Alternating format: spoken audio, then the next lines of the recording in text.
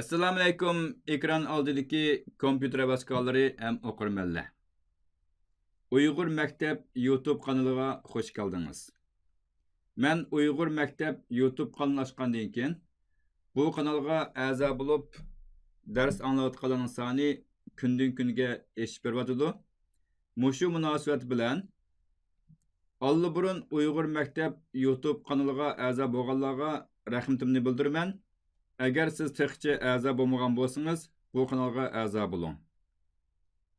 Har haftada bu kanalga uchur sohasidagi ham boshqa sohadagi bilimga oid sin chiqaraman. Shuningdek, siz eng yangi texnik uchurlardan bilim egallaysiz. Bu kanalga a'zo bo'lish nihoyatda oson. Siz Facebook'dagi Uyg'ur School bitib kirsangiz, YouTube'ga ulanish uchun tapa olasınız.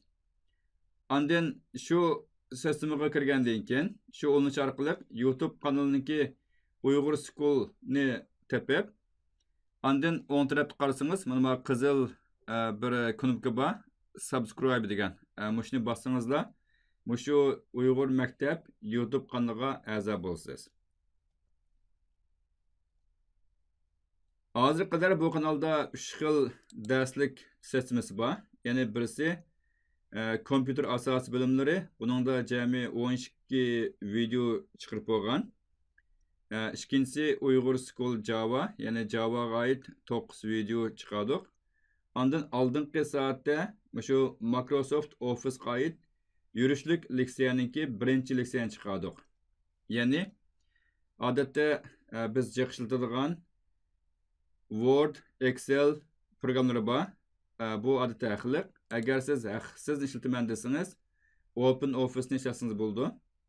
Ondaq bolsa, bugünkü saatda mən sizə göstərəcəyim məzmun Uyğurca xətt nüsxəsini sistemaga qandaq açılaş. Siz Microsoft Word arqılıq yoki bo'lmasa Open Office arqılıq bir hujjat yazgan vaqtingizda ba'zida Uyg'urcha sistemaga bo'lgan yoki Uyg'urcha xat nusxasi bo'lgan ehtiyojingiz tug'ildi. Bo'libmi, mushu kunlarda Uyg'ur maktab ichilyotidi.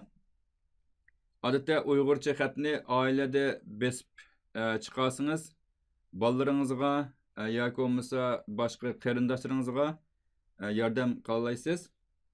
Men tuvanda mushu Uyg'urcha xat nusxasini sistemaga qandaq qaçlash to'g'riliq so'zlab o'taman. Hozir mana bu ekrandagi xatga diqqat qiling. Masalan, birinchi qurda Uyg'urcha xat nusxasini sistemaga qanday qaçlash. Bunun qaraydigan bo'lsangiz, bu xatning nusxasi Microsoft Uyg'ur degan xat nusxasi. Odatda Windows sistem bo'lib qolsa, bu Microsoft Uyg'ur degan sistema, ya'ni Microsoft Uyg'ur degan xat nusxasi sistemda bağlam oldu. Ma ikincisi qarang. İkincisi UKIG asliye. Yani ma bu xatniki asliye xat nusxası. Üçüncüsü kesme xat nusxası. Dördüncüsü basma xat nusxası. Siz özünüzninki ehtiyacıga asasen o'xshamagan xat nusxasini ishlashingiz bo'ldi. Undaq bo'lsa, bu xat nusxasini biz nereden topamiz? Qayerdan tushiramiz? Ondan buni sistemaga qanday qaçlaymiz? Tuvanda men sizga shuni ko'rsataman. Siz bevosita mana bu www.ukij.org fonts degan mushuni bossangiz bo'ladi. Men bu adresini yo'g'antib ekranda ko'rsatib o'tay. Yani mushu adresi bunu 36 kısa mı? www.ukij.org /fonts mushu adresine kirgirsiniz. Torda sistemi var. Yani hem de bu xat nusxası nereden kelgan desiniz? Uyghur Kompüter İlmi Cemiyeti fontları. Bunundaki bütün xat nusxası haqsiz taqtilgan. Amaliyotda ko'rib turibsiz, bu fontlar, ya'ni LGPL va Open Font License bilan haqsiz taqtilgan deydi. Bu yani ma torbetim bevas tapsınız buldu. Eğer bu adresini ben tapamayman desiniz, siz Google'ninki bitiga kirib, Google'ninki bitiga kirgandan keyin siz Uyg'ur Fonts deb bassangiz, Uyg'ur Fonts.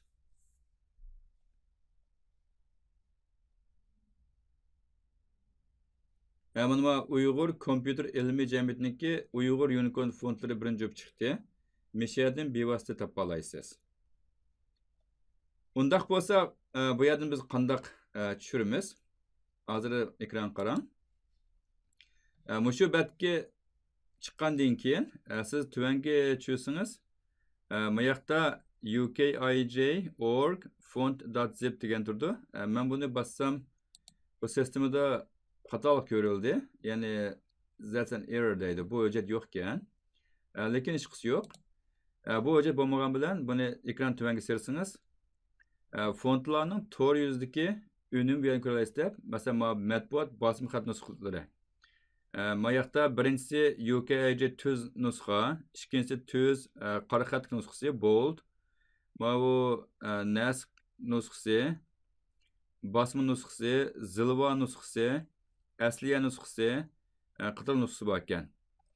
Masalan, men asliyani men ko'chirmayman desam, bu xat nusxasini bu yerdan qarasangiz, hozir kirib turibsiz. Mana birini chekayman. Chekkandan keyin buni bu yoqda UKIJ TTF degan bir hujjat tushdi. Shuning bilan mana bu hujjat tushgandan keyin mana bu yuqoriga yo'nalgan stilkini bassangiz, show in folderini mushu hujjatning o'rnini mundarja ko'rsatadigan gap. Mana ochgandan keyin mana aslidagi xat nusxasi men oldida tushirib qo'ygan. Shunglashqa mana bu ismi bilan qolibdi. Masalan, mana siz o'ng tarafni chekib copy qildingiz, ya'ni ko'chirman deb. Buni nima ko'chirsiz deganda, agar sizning sesimiz Windows lab qolsa, mana üst qismiga akilib, bu yoqdan C'ning ostidan Windows under fonts, ya'ni xat nusxalari bor deb men akiliblar. Bu yerda sesimiga bog'lagan barliq xat nusxasi chiqadi. Xat nusxasi chiqqandan keyin siz bu yoqdan o'ng tarafni chekiblar, mana bo'sh o'ringa. Mana paste degani bu yerga chaplayman degan gap. Mana paste'ni qilsangiz, mana bu xat nusxasi allburun ko'chirib bo'lgan. Do you want to replace it deydi. Ya'ni qaytadan mana shu ko'chiramsiz deydi yoki aslilikisini o'rniga saplamsiz deydi. Buni yes desak, hozir xatning nusxasi ko'chirib bo'ldi. Ko'chirib bo'lgandan keyin hozir qanday qilamiz deganda, tuvanga qarang. Bu xat ko'chirib bo'ldi.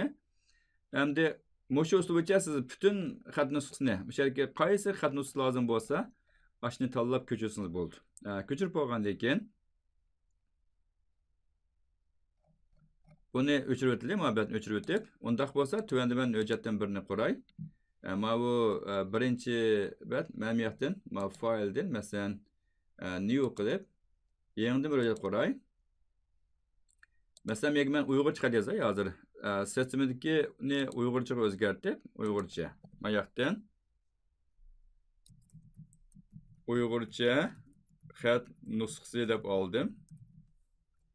Olgandan keyin mana bu qarab tursangiz, bu yoqdagi xat nusxasi 36 bo'ldi.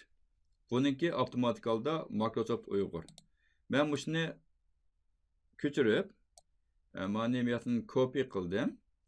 Copy emas ko'chirgan gap. Ondan ikkinchi quruqqa chaplay, uchinchi quruqqa chaplay, to'rtinchi quruqqa chaplay.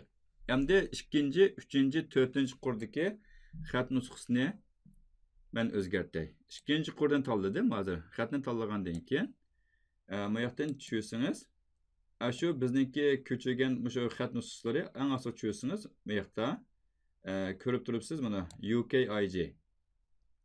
Mana asliy nusxasi, managa ikkinchi qurmani tanlay. Ondan mana uchinchi qurdagiga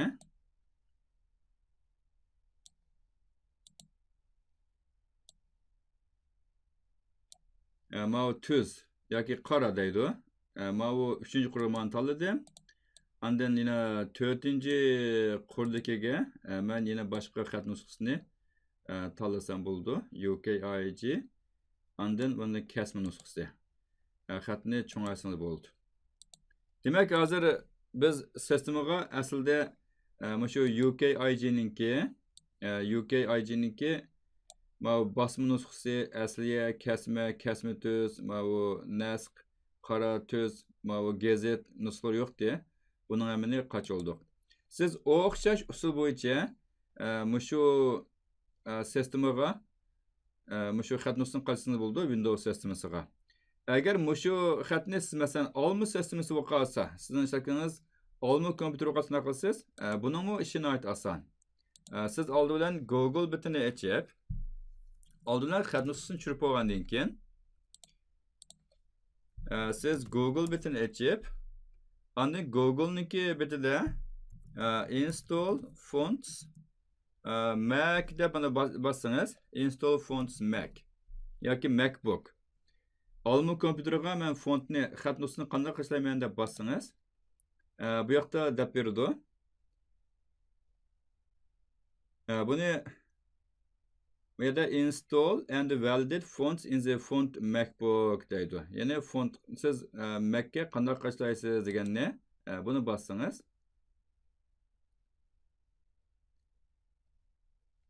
buniki usuli odatda ancha tez emas. Ya'ni siz oldindan xatning nusxasini ko'chirib olgandan keyin, ya'ni xatning nusxasini kompyuterga tushirib olgandan keyin, siz MacBookning ichida Fontbook degan bir windowni ochasiz, ko'znakni. Buni qanday ochasiz deganda, Mac kompyuterda siz Fontbook deb izlasangiz chiqadi, shunchasiz ochiladi. Buni ochilgandan keyin, ondan shu xatning nusxasini obyoqdak copy paste qilsangiz bo'ldi. Paste qilgandan keyin buni aytdi osonla xat ko'chirildi. Yoki buni boshqa ba'zi YouTube videolarni ko'rsangiz bo'ldi. Demak, bugungi shu dars orqali men Uyg'urcha xat nusxasini kompyuterga qanday saplashni tushuntirib o'tdim. Microsoft Word'ga oid darsning davomini keyingi sindan anglaysiz.